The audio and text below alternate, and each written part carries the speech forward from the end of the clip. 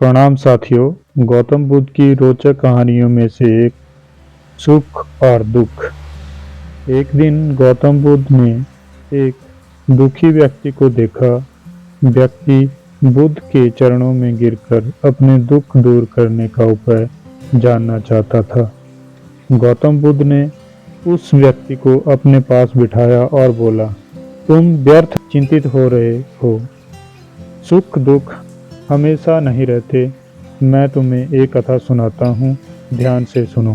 किसी नगर में एक सेठ रहता था। वह बड़ा ही उदार और परोपकारी था।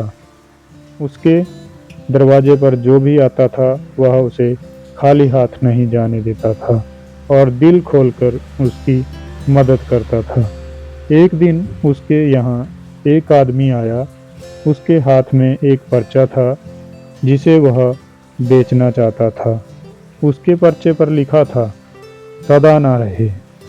इस पर्चे को कौन खरीदता, लेकिन सेठ ने उसे तत्काल खरीद लिया और अपनी पगड़ी के एक छोर में बांध लिया। नगर के कुछ लोग सेठ से ईर्ष्या करते थे। उन्होंने एक दिन राजा के पास जाकर उसकी शिकायत की, जिससे राजा ने सेठ को पकड़वाकर जेल में डाल दिया। जेल में काफी दिन निकल गए। सेठ बहुत दुखी था। क्या करें, उसकी समझ में कुछ नहीं आ रहा था।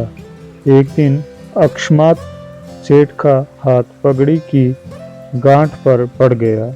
उसने गांठ को खोलकर पर्चा निकाला और उसे पढ़ा। पढ़ते ही उसकी आंखें खुल गई। उसने मन ही मन कहा, अरे तो दुख किस बात का है। जब सुख के दिन सदा ना रहे तो दुख के दिन भी सदा ना रहेंगे। इस विचार के आते ही वह जोर से हंस पड़ा और बहुत देर तक हंसता रहा।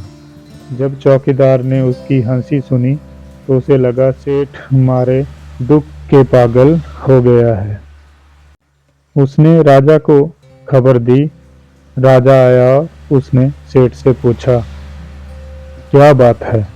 सेठ ने राजा को सारी बात बता दी। उसने कहा, राजन, आदमी दुखी क्यों होता है। सुख दुख के दिन तो सदा बदलते रहते हैं। सुख और दुख तो जीवन के दो पहलू हैं। यदि आज सुख है तो हो सकता है कि कल हमें दुख का मुंह भी देखना पड़े। यह सुनकर राजा को बोध हो गया। उसने सेठ को जेल से निकालकर उसके घर भिजवा दिया। सेठ आनंद से रहने लगा, क्योंकि उसे ज्ञात हो गया कि सुख के साथ साथ दुख के दिन भी सदा नहीं रहते। कथा सुनकर व्यक्ति के मन का बोझ हल्का हो गया। उसने गौतम बुद्ध का आशीर्वाद लिया और अपने घर की ओर चल दिया। महात्मा बुद्ध की यह छोटी सी कहानी आपको कैसी लगी, यह कमेंट में ज़रूर लिखना और अच्छी लगी होगी तो लाइक ज़रूर करना।